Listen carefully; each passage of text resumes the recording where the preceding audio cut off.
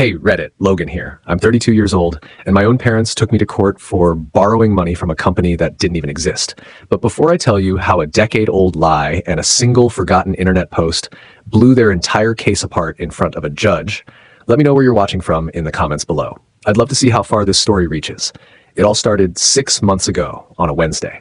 I remember it was a Wednesday because we had just pushed a major software update at work, and the office was buzzing with that unique energy of collective relief and accomplishment. For the first time in weeks, I left before the sun had fully set. I was a senior software engineer, and I loved the clean, logical world of code. You write a command, it executes. There are rules, there is order. It was a stark contrast to the messy chaos my life was about to become. Driving home, I felt a deep, satisfying sense of pride. It was a feeling I had chased for a decade. Just that morning, I had transferred the final payment into my mortgage account, officially owning my first apartment, free and clear, years ahead of schedule. It wasn't a palace, just a one-bedroom condo in a decent part of the city, but it was my fortress. Every brick, every window was a testament to years of ramen noodle dinners, skipped vacations, and a relentless focus on a single goal: independence. Financial, emotional, total independence. I walked into my apartment, the smell of fresh paint and new beginnings still lingering in the air. I dropped my keys into a ceramic bowl by the door. A small, simple act that felt monumental. This was my bowl in my home. I looked around at the sparse furniture, the boxes I still hadn't unpacked, and I smiled. I had made it. That evening was my quiet celebration. No fancy dinner, no party, just me. A large pepperoni pizza steaming in its cardboard box and a cold beer. I was sitting on the floor, leaning against the wall, scrolling through my phone when the building intercom buzzed. It was the mail carrier with a certified letter. I had to come down and sign for it. I figured it was just the final deed from the county. More paperwork for the pile. I jogged downstairs, signed the electronic pad with a flourish, and took the stiff, official-looking envelope back upstairs. Back in my apartment, I slid it open with my thumb. The letterhead was from a law firm I'd never heard of, Blackwell, Finch & Associates. My brow furrowed. I didn't know any associates from Blackwell or Finch. Then my eyes hit the first line. On behalf of our clients, Mr. and Mrs. Harrison. The pizza in my stomach turned to lead. My parents. Why were they using a law firm to contact me? My eyes scanned the page, the legal jargon swimming before me. But certain phrases leaped out, sharp and venomous. Breach of verbal contract, unjust enrichment, immediate repayment of funds from Project Nova investment, taken out for your educational benefit. My heart started a frantic, painful drumming against my ribs. I forced myself to read on, my breath catching in my throat.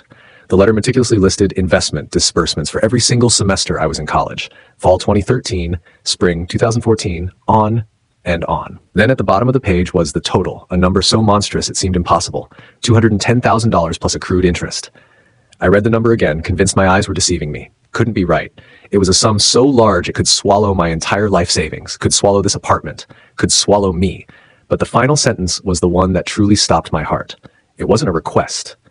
It was a cold, calculated threat. Failure to arrange a payment plan within 30 days will result in legal action to reclaim assets, including but not limited to liens on property and wage garnishment. Wage garnishment. Liens on property. They were coming for my home, the home I had just finished paying for. They were coming for my salary, the one I worked so hard to earn. I sank back against the wall, the letter trembling in my hand. The world tilted on its axis. This wasn't a misunderstanding. The formality, the legal language, the 30-day ultimatum. This was a declaration of war. My own parents, the two people who were supposed to be my staunchest defenders, had just aimed a financial bazooka at my head and were threatening to pull the trigger. I sat there for what felt like hours. The pizza growing cold, the beer growing warm. The silence of my new, empty home was no longer peaceful. It was suffocating, filled with a single, screaming question. Why? To understand the sheer, earth-shattering shock of that letter, you have to understand the story my parents had crafted for me. The one I had believed, without question, for 10 years. It was a story of their sacrifice, my compromise, and our collective team effort. It was also a complete and utter lie. Let's rewind a decade. I was 18, and my entire world revolved around a single, shimmering goal. MIT. It wasn't just about the prestige. I had read about their engineering program, the professors, the culture of innovation, felt like my mecca. I poured every ounce of my being into my application. I sacrificed weekends for SAT prep, gave up parties for AP homework, and wrote my application essay from the heart. I remember the day the acceptance letter arrived. It was a thick, heavy envelope, a good omen. My hands shook as I tore it open in the driveway. The first word I saw was, "Congratulations," and a sound of pure, unadulterated joy ripped out of my throat. I sprinted inside, waving the letter like a flag of victory. I got in! Mom, Dad, I got in! My tea! The reaction was muted. It was the first red flag, but I was too high on adrenaline to see it. My mom, Eleanor, was arranging flowers on the coffee table. She looked up, a tight, forced smile on her face. "Oh, honey, that's wonderful." My dad, Charles, was at his desk in the corner paying bills. He took off his reading glasses and rubbed the bridge of his nose, a gesture I would later learn meant he was stressed or calculating. "Well, son," he said, his voice heavy. "That's a hell of an accomplishment, but we need to be realistic." "The letter mentions a generous financial aid package," I said, my excitement starting to curdle with confusion. "They're offering a big scholarship." That's when they sat me down at the kitchen table for what they called a dose of reality. My dad pulled out a yellow legal pad and a calculator. "Okay, let's break this down," he began. He started scribbling numbers. He talked about tuition, but then he added room and board, health insurance fees, travel costs for holidays, books, supplies. He inflated every possible cost, creating a terrifying mountain of expenses. "Look, Logan," my mom said, placing her hand over mine. Her hand was cool, her touch gentle, but her words were a dagger. "The scholarship is wonderful, a real honor, but it's a partial scholarship. Covers a good chunk, but there's still a huge gap. A gap we simply can't afford." I stared at the numbers on the legal pad. They seemed impossibly high. "But are you sure?" I stammered. "Maybe we can get loans?" "We don't want to saddle you with that kind of debt, honey," my dad said, shaking his head with an air of paternal wisdom. "It would haunt you for decades, and we can't co-sign. Our credit isn't good enough for a loan that big." Another lie.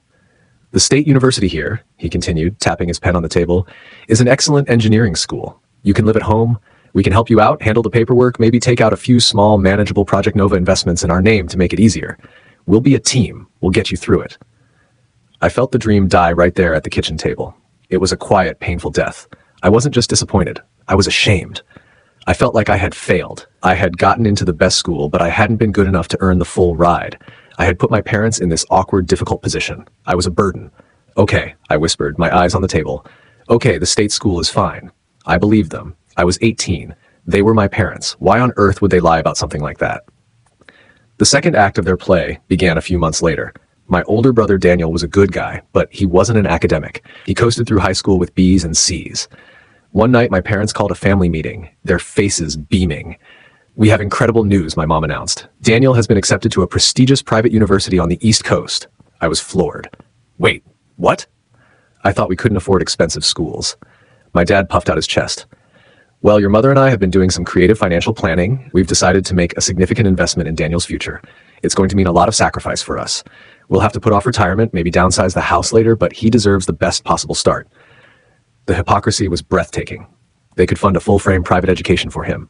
But my MIT dream was an impossible luxury. I looked at Daniel. He was staring at his shoes, a faint blush on his cheeks. He knew. Even then, he knew it was wrong. But he said nothing. He took the gift that was built on the ashes of my dream. The next 4 years were a grind. I enrolled in the local state university. To save money, I lived at home in my childhood bedroom. My life was a monotonous cycle of classes, homework, and work. I got a job bussing tables at a greasy diner, the smell of stale coffee and fried onions clinging to my clothes. On weekends, I worked at a warehouse, stacking heavy boxes, my muscles aching. I'd come home exhausted long after my parents were asleep and force myself to study for my engineering exams. Meanwhile, I'd get calls and texts from Daniel. He'd complain about his dorm food. He'd tell me about his fraternity ski trip to Vermont. He sent pictures from spring break in Cancun. He was living the quintessential college experience, funded by my parents' great sacrifice. The resentment was a bitter pill I swallowed every single day. But I channeled it. I used it as fuel. I promised myself I would work so hard, become so successful, that I would never need anything from anyone ever again. And I did. I graduated at the top of my class. I landed a great job. I got a promotion, then another. I was meticulous with my money, saving every dollar I could. Buying that apartment wasn't just a financial transaction. It was a declaration of independence. It was the finish line of a 10-year marathon. Now, holding that threatening letter, the marathon felt like a sham. The finish line had been a starting gun for a new, more horrifying race. I needed an ally. I needed a professional. I called Sarah. We had been friends in college, part of a small, tight-knit study group for a brutal thermodynamics class. She was fiercely intelligent, with a mind that could cut through nonsense like a laser. After graduation, she'd gone to a top-tier law school. We hadn't spoken in a couple of years, lost in the shuffle of building our own careers, but I knew she was the one. We met at a quiet coffee shop downtown. I felt a wave of shame as I slid the letter from my parents' lawyer across the table, felt like airing my family's dirty laundry. She read it, her expression shifting from friendly curiosity to intense professional focus. She read it a second time, her lips pursed. "Project Nova Investments," she said finally, her voice low. "Nasty business. Legally, the debt belongs to the borrower, your parents." But they can and often do sue the student for repayment in civil court based on the idea of a verbal contract or unjust enrichment. It's your word against theirs. It's designed to be messy. But there was no contract, I insisted, my voice cracking. They told me they were helping. They called it a gift. Sarah leaned forward, her eyes locking onto mine. Logan, parents don't just wake up one day and decide to sue their son for $210,000 out of the blue. Something else is going on here. Something is missing. She paused, then asked the question that would ignite the entire investigation. Let's go back to the beginning. You got into MIT. Tell me everything you remember about that scholarship, and I mean everything. I recounted the whole painful story. The thick envelope, my parents' strangely subdued reaction, the legal pad with the inflated numbers, their insistence that it was only a partial scholarship. Sarah listened without interruption, her gaze never leaving my face. When I finished, she was silent for a full minute, just staring at the letter on the table. Then she looked up at me. Logan, she said, her voice precise and clear, I'm going to ask you a very important question, and I want you to think very carefully before you answer. Okay, I said, my heart starting to pound. Are you 100% certain it was a partial scholarship? Did you ever, with your own two eyes, see a document, a letter, an email from MIT that explicitly stated the scholarship was partial? She leaned in closer. Or did you just take their word for it? The question hung in the air, heavy and terrifying. I opened my mouth to give the obvious answer. Of course I took their word for it. They're my parents. But the words wouldn't come out. A memory, sharp and clear, flashed in my mind. My dad taking the acceptance letter from my hand, him and my mom reading it together, with their heads bowed in conspiracy. I never got a good look at the financial aid section myself. I had just accepted their summary, their verdict. A cold dread so profound, it felt like my blood was turning to ice washed over me. It was the dizzying, nauseating sensation of realizing that the ground you've been standing on your entire life might not be solid ground at all. I whispered, the sound barely audible. I don't know. I never checked. I just believed them. Sarah nodded slowly, her expression grim. Then that, she said, tapping the letter from the lawyers, is not the real battle. This is a symptom. The real battle is finding out what they were hiding from you 10 years ago, and we need to find out now. The days after my meeting with Sarah were charged with a new, nervous energy. The fog of shock and betrayal began to clear, replaced by the cold, sharp focus of a man on a mission. I was no longer just a victim. I was an investigator, and the subject of my investigation was my own life. My first step was to follow Sarah's advice and become an archaeologist of my own past. I started with the state university I had attended. I called the financial aid office, my voice more confident this time, and requested a complete, itemized history of my student loan account. The administrator was helpful, promising to compile the records and mail them within the week. The next call was the one I dreaded. MIT. It felt like reopening a wound that had never properly healed. I dialed the number for their admissions office, my palms sweating. After being transferred 3 times, I finally reached a man in the scholarship awards department. I explained my situation as professionally as I could, stating that I was involved in a legal dispute and required official verification of a scholarship offer from the spring of 2013. The man, a Mr. Henderson, was polite but sounded weary. Sir, that was a decade ago. Those records are in deep archive and our privacy policies are very strict. I can't release that kind of information over the phone based on a verbal request. My hope plummeted. Please, I urged, the desperation seeping into my voice. This is incredibly important. It's not just about money. It's about getting to the truth. There was a long sigh on the other end of the line. Look, he said, his tone softening slightly. I can't make any promises, but I'll see what I can dig up. If I find anything, I'll need a formal written request from you or your legal counsel. What was the name again? I gave him my information and hung up, feeling like I had just thrown a message in a bottle into a vast, indifferent ocean. That very evening, as if on cue, my phone rang. The caller ID read, Mom. My thumb hovered over the decline button, but a morbid curiosity made me answer. Her voice was like warm honey, a syrupy sweetness that now set off alarm bells in my head. Logan, darling, your father and I have been beside ourselves with worry. This whole business with the lawyers, it's just a terrible misunderstanding. They were far too aggressive. Why don't you come over for dinner tomorrow? Just the 3 of us. We can sort this all out like a family. The part of me that was still that 18-year-old boy, desperate for their approval, wanted to say yes. It wanted this nightmare to be a simple misunderstanding. But Sarah's voice was a steel barrier in my mind. They are not on your side. Every interaction is a calculation. I don't think that's a good idea, Mom, I said, my voice flat.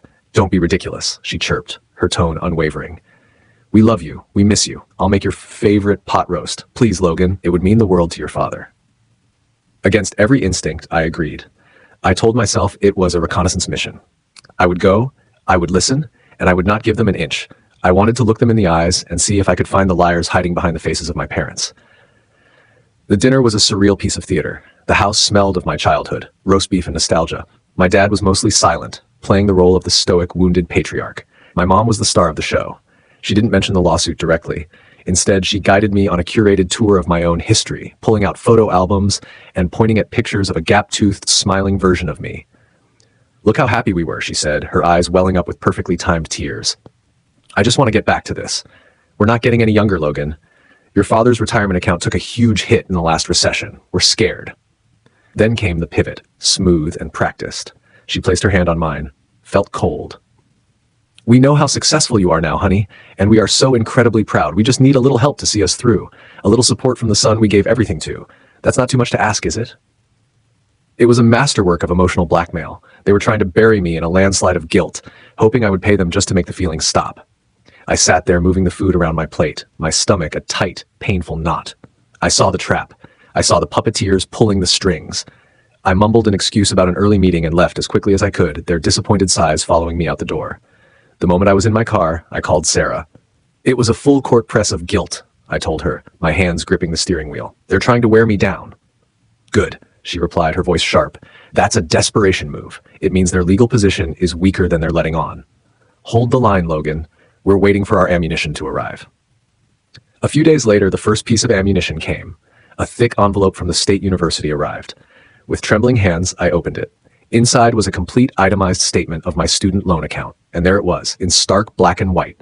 4 years of Project Nova investment funds dispersed every semester, maxed out to the legal limit. The total was exactly what they had claimed. For a moment, my heart sank. On paper, it was damning. I was about to call Sarah in a panic, but then I remembered her other piece of advice. I sat down at my computer and looked up the IRS rules for the American Opportunity Tax Credit, AOTC, for the years 2013 through 2017. The AOTC was a significant credit worth up to $2,500 a year for qualified education expenses. The key word was expenses. You could only claim it for money you actually paid. This was the tricky part. I had to get their tax returns. I called my dad, my heart pounding. I feigned confusion. "Hey, Dad, my accountant is asking for some old records, and he mentioned needing to know what educational credits were claimed when I was in school. Could you send me your tax returns from those years? Just for my records." There was a long pause. "Why would you need that, Logan?" he asked, his voice laced with suspicion. "I don't know, Dad. It's just what the accountant said. Something about making sure I don't get in trouble with the IRS down the line. It's no big deal, right?" I held my breath. He grumbled, but he agreed. "Fine. I'll have your mother scan them." An hour later, they were in my inbox. I forwarded them straight to Sarah. Her call came less than 20 minutes later. "Gotcha," she said, and I could hear the triumphant smile in her voice. They claimed it every single year for the maximum amount. "Logan, if they were paying with loan money, that's legal. But if that tuition was covered by a scholarship they knew about, they didn't just lie to you. They lied to the United States government. This is our leverage. This is big." It was a victory, but it felt sickening. I was building a case against my own parents for tax fraud. Each piece of evidence was another crack in the foundation of my world. The next day, the other shoe dropped. An email appeared in my inbox. The subject line was simple: MIT follow-up. My breath caught. It was from a man named Dean Anderson, the current head of scholarship awards. He wrote that he had located the archived file. "Mr. Harrison, following up on your inquiry from last week, I have located the archived file pertaining to your admission and scholarship offer from 2013. Per your request, I am attaching a legally certified and notarized affidavit for your use. The affidavit confirms that you, Logan Harrison, were awarded the Innovator Merit Scholarship. This was a full-ride scholarship covering 100% of your tuition, mandatory fees, room and board for 4 undergraduate years. Our records indicate the official notification for this award was sent via email to the primary address listed on your application, charity.harrison55@mail.com. I trust this information will be of assistance. We wish you the best in resolving your matter. Sincerely, Dean Anderson." I stared at the screen, my mind refusing to process the words. Full-ride scholarship, 100% of your tuition, room and board. My hand trembled as I clicked on the PDF attachment. There it was, an official document bearing the seal of MIT, laying out the truth in cold, irrefutable legal language. They had lied. It wasn't a misunderstanding. It wasn't an exaggeration. It was a colossal, life-altering lie. They had taken a golden ticket, a future that I had earned with my own sweat and intellect, and they had buried it. They had let me spend 4 years grinding away, feeling like a second-class citizen, weighed down by a failure that was never mine. They had watched me struggle, knowing they held the key to my freedom in their inbox, and they did it so they could afford to send my brother to a fancy school. And then a decade later, after their deception was complete, they had the unmitigated gall to sue me for the very money that the scholarship had saved them. The sadness I had felt for months evaporated. The confusion vanished. In their place, a feeling I had never truly experienced before rose up. A pure, cold, diamond-hard rage. This was no longer about defending my apartment or my salary. This was about reclaiming a stolen past. This was about justice for the 18-year-old boy they had betrayed. I picked up my phone. My hand was perfectly steady. "Sarah," I said when she answered, "I've got it. The smoking gun." There was a brief pause. "Good," she said, her voice grim and ready. "Now we stop defending. Now we attack." Armed with the affidavit from MIT, I felt an initial surge of righteous power. I imagined walking into court, presenting the document, and watching my parents' case crumble to dust. The truth was on my side. Victory seemed inevitable. But the legal system, I quickly learned, is not a truth machine. It's a grinder. And my parents' lawyer was an expert at feeding it nonsense. Sarah filed the affidavit along with a motion to dismiss the lawsuit on the grounds of fraud and misrepresentation. We sat back, expecting a swift end to the nightmare. The response we received was a masterpiece of legal deflection. Their lawyer didn't dispute the authenticity of the affidavit. Instead, he built a new narrative around it. They claimed they had never seen the email from MIT. It must have gone to their spam folder, a digital ghost in the machine. They argued that operating under the reasonable belief that I only had a partial scholarship, they had a fiduciary duty as my parents to secure the Project Nova funds as a safety net. They weren't liars, you see. They were just prudent, loving parents preparing for the worst.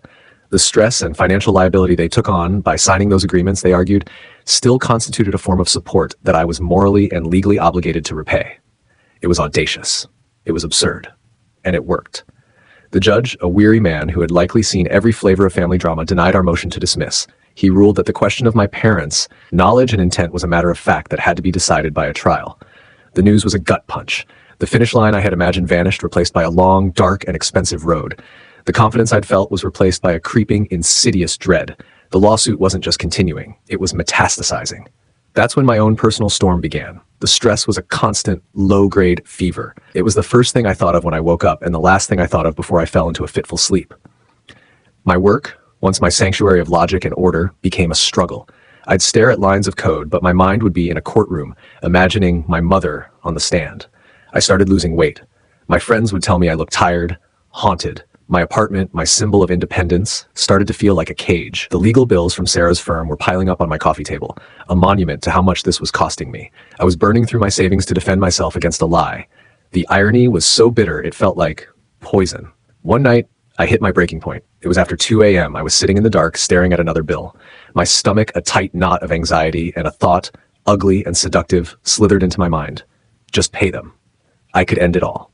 I could call their lawyer, offer a settlement, I could set up a payment plan, I could sign away a portion of my salary for the next 20 years. It would be a capitulation. It would be a victory for their lies. But the noise would stop. The legal bills would stop. The gnawing, relentless stress would finally end. I could have my life back, even if it was a diminished version of it. I picked up my phone, my thumb hovering over Sarah's contact info. I was going to call her. I was going to tell her to draw up the settlement papers. I was going to surrender. My parents had pushed me to the edge, and I was ready to jump. I felt a wave of profound self-loathing. They had finally done it. They had broken me.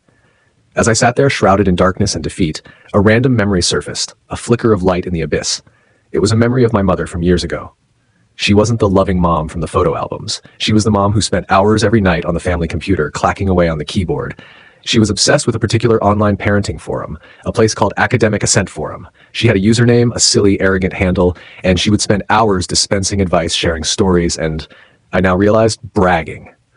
A thought so faint, it was barely a whisper sparked in my mind. What if she bragged about it? It was a crazy long shot, a digital Hail Mary. The forum was probably a ghost town by now. The posts would be gone, lost to the digital ether. But it was something. It was a single fragile thread in a universe of despair. My heart began to beat a little faster. The call to Sarah could wait. I scrambled for my laptop and booted it up. My fingers, clumsy with a strange mix of hope and desperation, typed the forum's name into the search bar. It was still there, a digital fossil from an earlier internet era. I found the search function. I remembered her username, a cringy handle that was so perfectly her, PerfectMom55. I typed it in and hit enter. The page returned an error. The search function was broken. The archives were too old or corrupted. The flicker of hope was extinguished as quickly as it had appeared. Of course, it was a stupid idea. I slumped back in my chair, the darkness rushing back in. But then the engineer in my brain took over. If the front door is locked, you check the back window. There had to be another way to access old web pages. The Internet Archive. The Wayback Machine. My fingers flew across the keyboard again. I typed in the forum's URL. A calendar appeared, showing snapshots of the site taken over the years. I navigated to 2013. I clicked on April, the month I would have received the MIT letter. I chose a date, April 28th, and held my breath. The page loaded with agonizing slowness, a dial-up era ghost. It was a snapshot of the forum from that exact day. I started scrolling, my eyes burning from the screen's glare, scanning for that one username. Page after page, thread after thread. Parents worrying about SAT scores, parents arguing about dorm room essentials. It was a sea of digital chatter. Hours passed. The clock on my screen ticked past 3 a.m. My body ached. My eyes felt like sandpaper. I was about to give up, to finally drown in the exhaustion and defeat. And then I saw it, tucked away in a sub-forum titled College Admissions, the Good, the Bad, and the Ugly, was a thread. The title of the thread was Dealing with an Unexpected Win. The username next to it, PerfectMom55. My breath caught in my throat. My heart hammered against my ribs. Felt like the world had stopped spinning. With a trembling hand, I clicked on the thread. The post was short, just a few sentences. I read the words and the entire foundation of my parents' case, their entire universe of lies shattered into a million pieces. The atmosphere in the courtroom on the day of the trial was suffocating. It was a small wood-paneled room that smelled of old paper and stale air conditioning. I sat beside Sarah, my suit feeling like a costume. Across the aisle, my family was assembled like a hostile delegation. My mother, Eleanor, was dressed in a conservative beige suit, a picture of aggrieved motherhood. My father, Charles, sat ramrod straight, his face a stony mask, and behind them, my brother, Daniel, looking pale and queasy, steadfastly avoiding my eyes. Their lawyer, Thompson, was a shark in a $1,000 suit. He went first, and his opening statement was a symphony of manipulation. He painted my parents as simple, hard-working people who had mortgaged their future for their children. He used words like sacrifice, devotion, and the American dream. These are good people, he said, his voice resonating with false sincerity. People who did everything for their son, and now that he is a successful engineer enjoying a six-figure salary, made possible by their sacrifice, all they ask is that he honor his commitment, that he do the right thing. When my mother took the stand, her performance was flawless. She wept quietly as Thompson led her through a series of questions about their financial struggles. She spoke of sleepless nights, of cutting coupons, of the crushing weight of the Project Nova funds they took out for me. "We never wanted any of this," she whispered, dabbing her eyes with a perfectly folded tissue. "We just wanted him to acknowledge what we did. We gave him his future, and he's left us with nothing." For hours, it was devastatingly effective. I could feel the judge's sympathy shifting towards her. I felt my own case, my own truth, turning to sand and slipping through my fingers. Then it was our turn.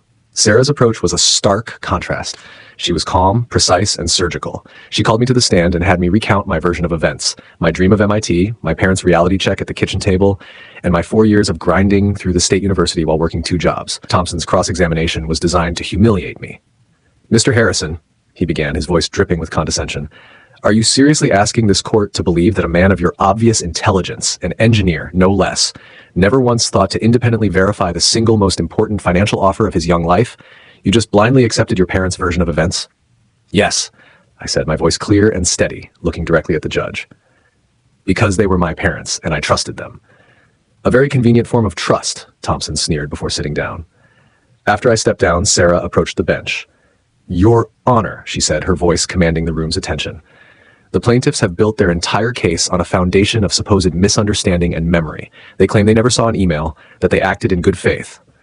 We would now like to introduce evidence that will prove beyond any shadow of a doubt that this was not a misunderstanding.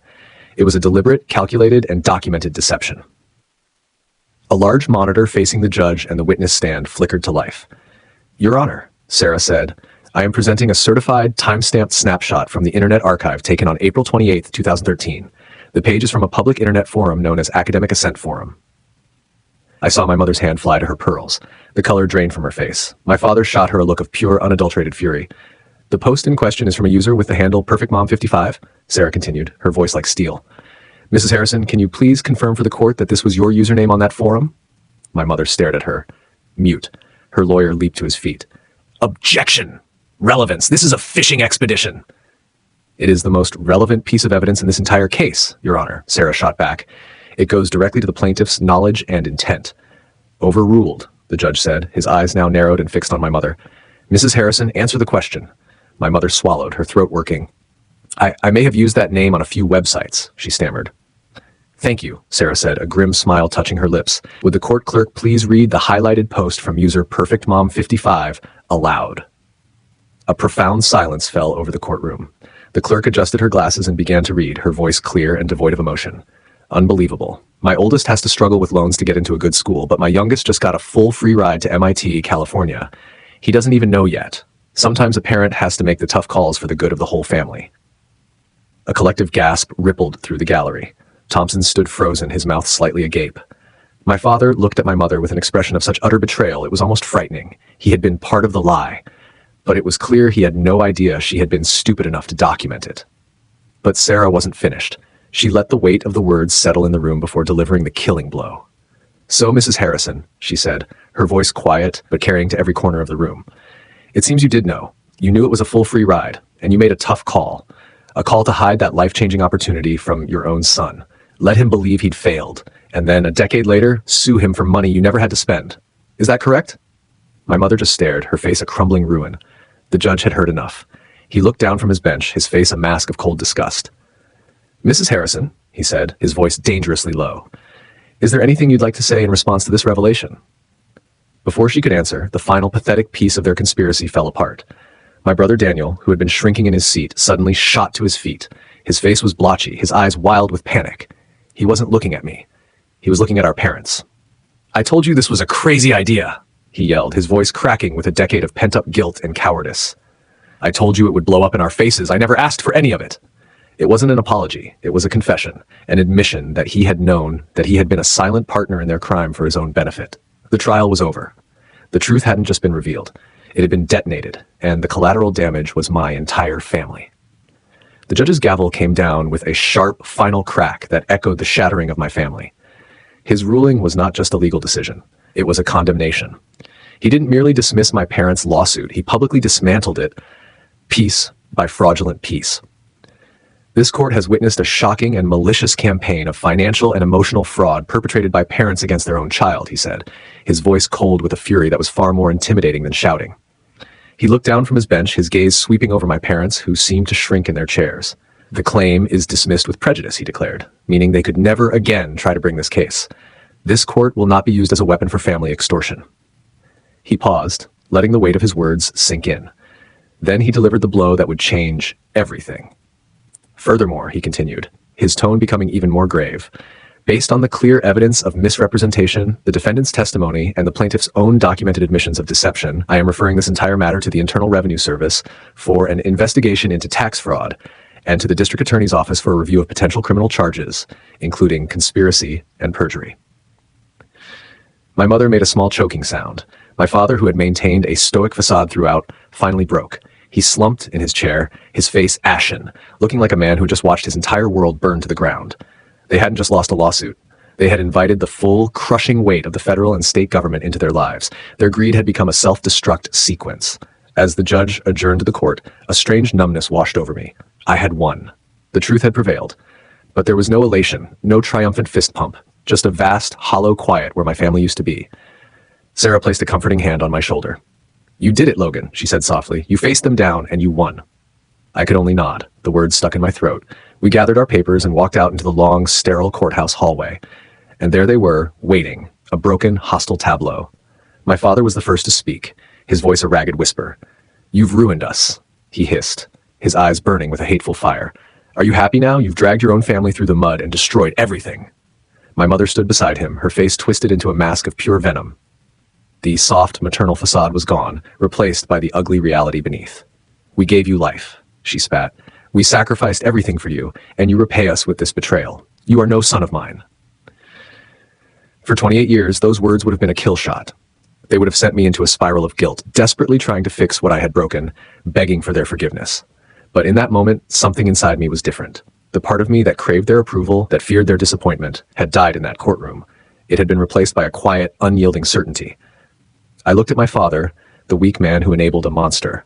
I looked at my brother, the coward who benefited from her cruelty. And I looked at my mother, the architect of it all. You have it backwards, I said, my voice surprisingly calm and steady. I didn't destroy this family, you did. I looked directly into my mother's eyes. You destroyed it 10 years ago in our kitchen when you decided my future was a commodity you could bargain with. You destroyed it every time you lied to me, every time you made me feel like I wasn't enough, all while you were hiding the truth. I took a breath. The words I had needed to say for a decade finally finding their way out. My success not your retirement plan. My accomplishments are not yours to claim. And my life, I said, my voice dropping slightly, is not your property to control. I love the people I thought you were, I continued, the words tasting like ash, but they never really existed. I'm done trying to win the approval of ghosts. I held their gaze for a moment longer. Then I turned my back. I didn't wait for a reply. There was nothing more to say. I walked down that long hallway, past the security guards and the metal detectors, towards the heavy glass doors that led to the outside world. Each step was a release. I was walking away from the lies, the manipulation, the guilt, the 1,000 invisible strings they had used to control me. I pushed open the doors and stepped into the bright, indifferent sunlight. And for the first time in my life, I felt the profound, terrifying, and exhilarating lightness of being completely and utterly free. The 18 months that followed the trial were not a period of celebration, but one of quiet, deliberate reconstruction. You don't just walk away from a building collapse unscathed. You have to sift through the rubble, tend to your wounds, and then slowly and carefully start building something new. My first act of reconstruction was to sell the apartment. It was a beautiful place, my first great accomplishment, but it was tainted.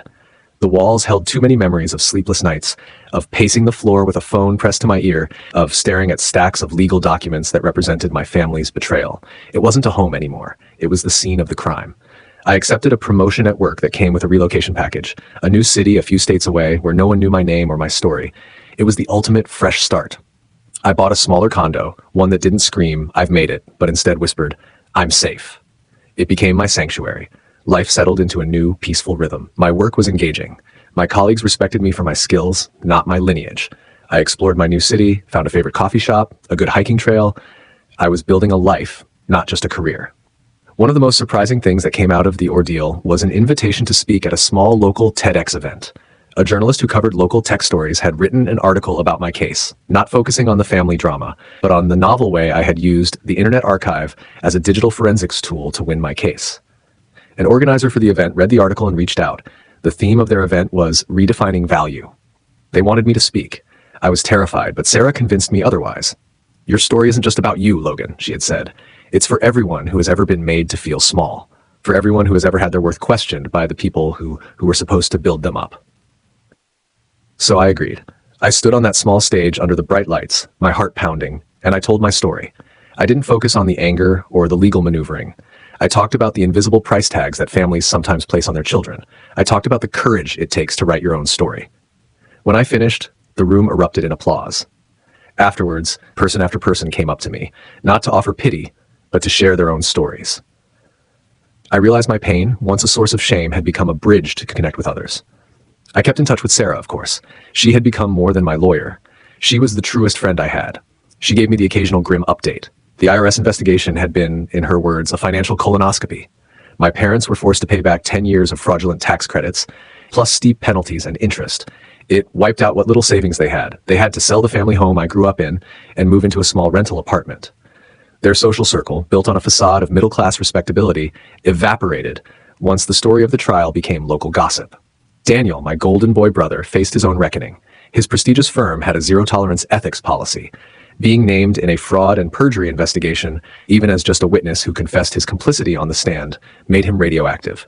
He was quietly fired. The expensive education my parents had stolen for him had led him to a dead end. I thought that was the end of it. I thought the story was over. I was healing. I was moving on.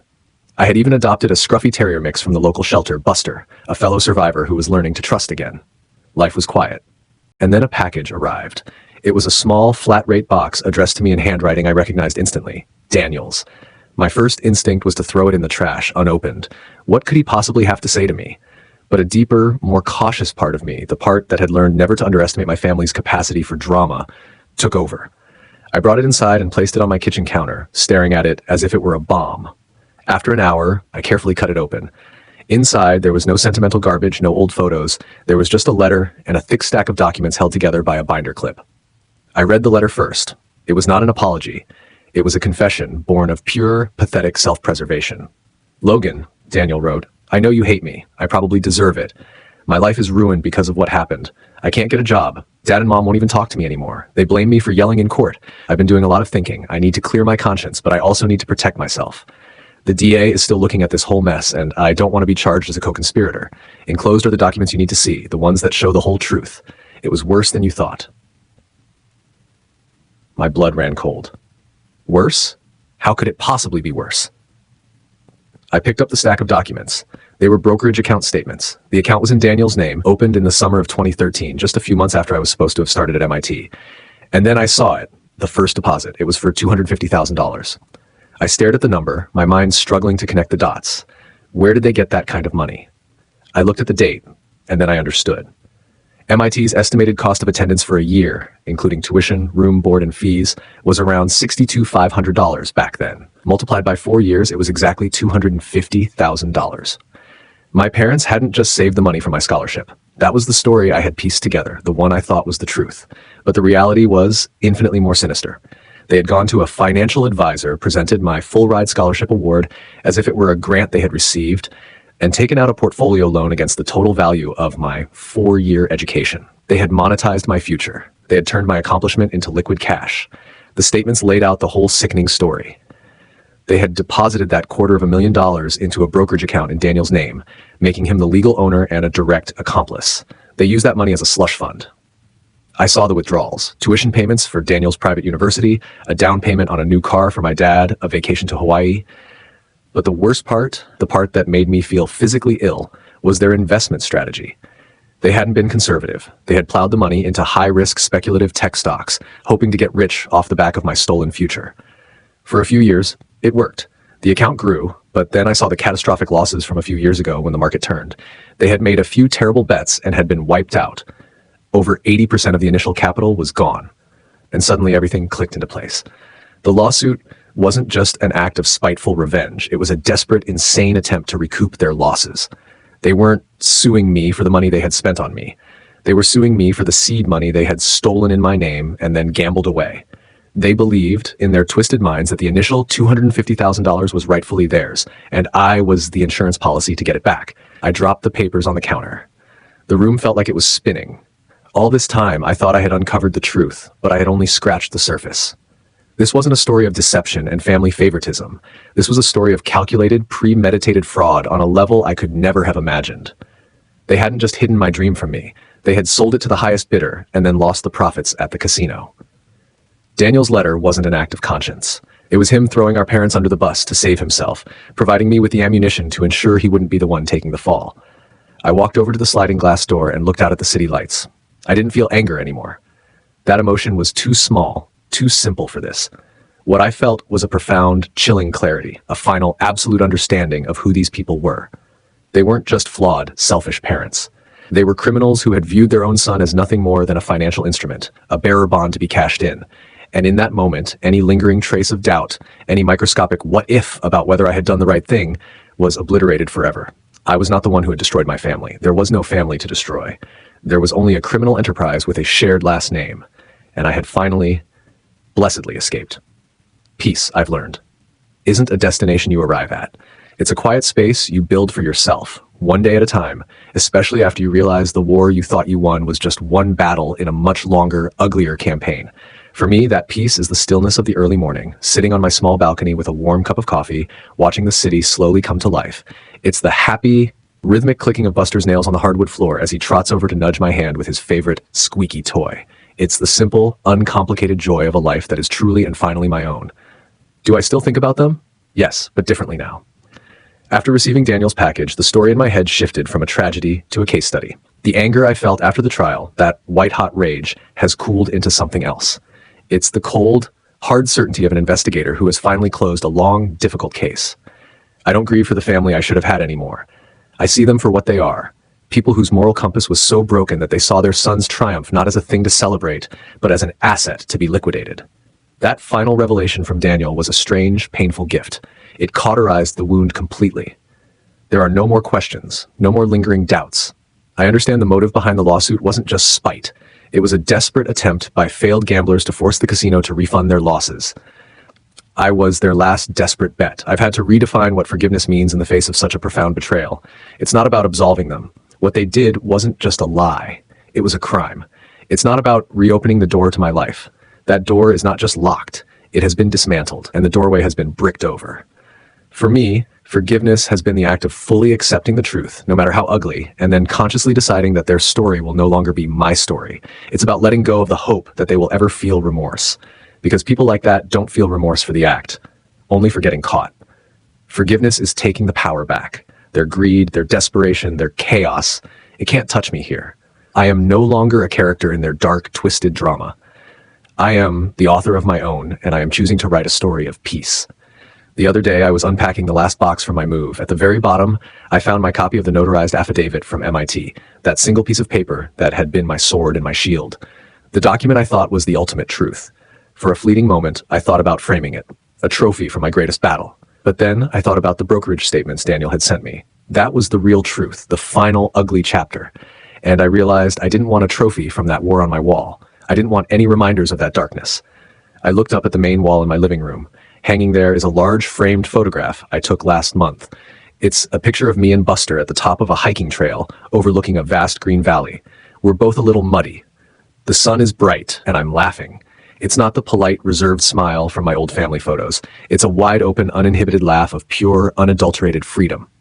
I took the affidavit and the copies of those brokerage statements. I walked them to the shredder in my home office and I fed them through one by one. I watched the truth of their crimes turn into meaningless confetti.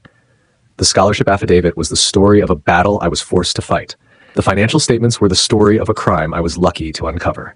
But that photograph on my wall, that is the story of the life I am choosing to live. A life built not on obligation or debt, not on stolen futures or broken trust, but on loyalty, joy, and a peace that I have earned, one quiet morning at a time. Thank you for listening to my story. I hope it resonated with you in some way. Have you ever discovered a truth that was even worse than you had imagined? And how did you find your peace afterwards? Share your story in the comments below. I read them all.